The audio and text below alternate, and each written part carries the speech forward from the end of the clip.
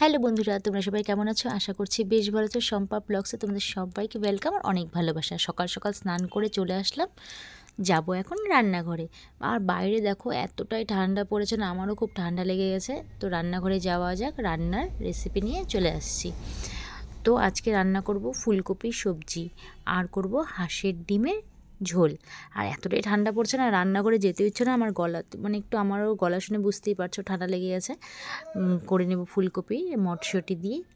তো আমার এখানে কিন্তু মশলাটা আমি রেডি করে রেখেছিলাম। আদা বাটা, জিরে বাটা, কাঁচা লঙ্কা বাটা আর সামান্য পেঁয়াজ ঘষে দিয়ে দিয়েছি, টমেটো, মটরশুঁটি, আলুটা তো আগে একটু ভেজে নিয়েছিলাম, সব দিয়ে ভালো করে কষিয়ে নিচ্ছি। আর ফুলকপিটা ভেজে উঠিয়ে রেখেছিলাম।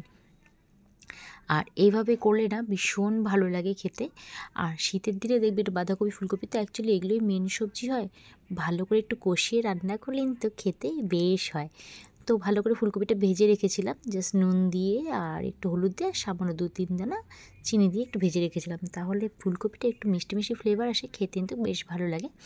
তো আমি যেহেতু ফুলকপিটা ভেজে রেখেছিলাম, সব কিছু দিয়ে আমি কিন্তু ভালো করে কষিয়ে নেব। আর দেখবে যে কোনো জিনিসই না যদি ঠিক মতন কষিয়ে না নেওয়া যায় না, রান্নাটা কিন্তু সেরকম ভালো হয় না। জানি সবাই রান্না পারো, তবুও কিন্তু আমি একটু বলে দিলাম, যাই হোক আমি নিজের মতো করে। তো ভালো করে কষিয়ে নিচ্ছি। তোমাদের কার কার ফুলকপি সবজি ভালো লাগে অবশ্যই বলো, মটরশুঁটি দিয়ে খেতে। আর স্কিপ না করে আমার রান্না যদি ভালো লেগে থাকে অবশ্যই ফুল ভিডিওটা দেখো। আর কি বলো তো বন্ধুরা, তো ভালো করে এখানে তো বসিয়ে নিয়েছি। আর ওখানে ডিমটা আমি ছুলে নিয়েছিলাম, ছোটো আলু দিয়ে করবো যেহেতু হাঁসের ডিমটা। আমি না হাঁসের ডিমটা বেশ মানে আগে ভালো লাগতো খেতে, তো কয়েকদিন হলো না আমার না কেমন জানি হাঁসের ডিমটা ভালো লাগে না খেতে। তো আমি নিজের জন্য একটা অমলেট করে দিয়ে দেবো ঝোলে। আর আমি ওইটাও কিন্তু রেডি করে ছুলে রেখে দিয়েছি আর কি। আর এখানে আগে সবজিটা করে নেব, তারপরে ওটা করব। তো তোমরা দেখো দেখো এখন কিন্তু কষানো হয়ে গেছে, ভালো করে দিয়ে দিলাম ঝোল। ঝোল দিয়ে ভালো করে ফুটিয়ে নেব। তোমরা তো ভালো করে দেখো। আর নামানোর আগে অবশ্যই একটু ঘি গরম মশলা দিয়ে নামাবো। আর এতটাই ঠান্ডা পড়েছে, জানলাগুলো খুলেছিলাম আবার বন্ধ করে দিয়েছি, এতটাই ঠান্ডা হাওয়া আসছিল না। আর দেখো শীতের দিনে কি বিছানার মধ্যে একদম বাজে লাগে, এই কম্বল টম্বল লেপ রেখে দিতে হয় না, আমার একদম ভালো লাগে না সেটা। আমার মেয়ে বিছানায় বসে আছে আর আমার বর স্নান করে, যেহেতু দেখছি আমিও সকাল সকাল স্নান করে রান্না করে চলে এসেছি, যেহেতু একটু লেট হয়ে গেছিলো উঠতে। আমার হাজব্যান্ডকে পুজোটা দিয়ে দিল।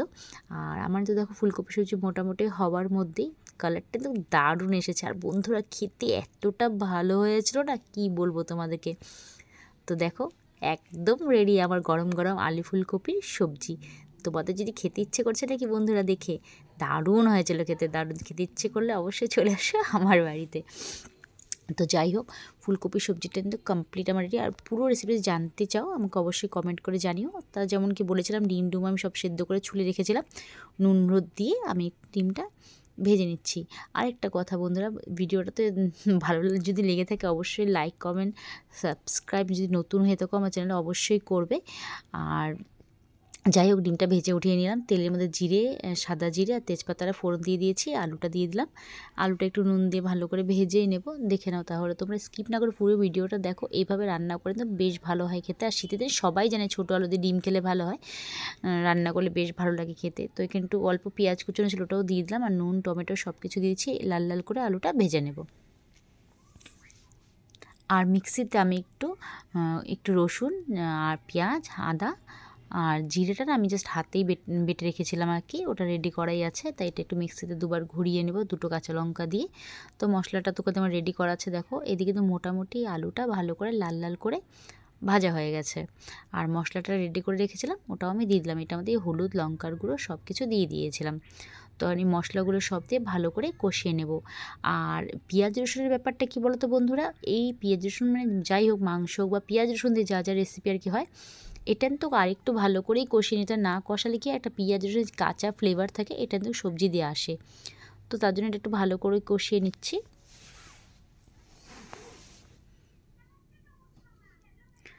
তা আরেকটু কষিয়ে নেব ভালো করে, এখনও কমপ্লিট পুরো হয়নি। তো মোটামুটি আমার হয়েই এসেছে। ওখানে আমি একটু গরম জল করে রেখেছিলাম বন্ধুরা, আমি ঝোলটা ঠান্ডা জল দেবো না, গরম জলটাই দিয়ে দিলাম, বেশি ঝোল দেবো না।